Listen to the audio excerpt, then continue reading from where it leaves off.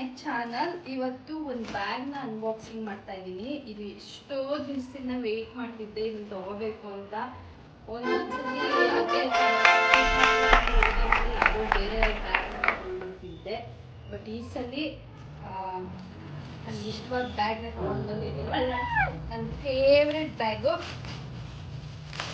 3, 2, 1.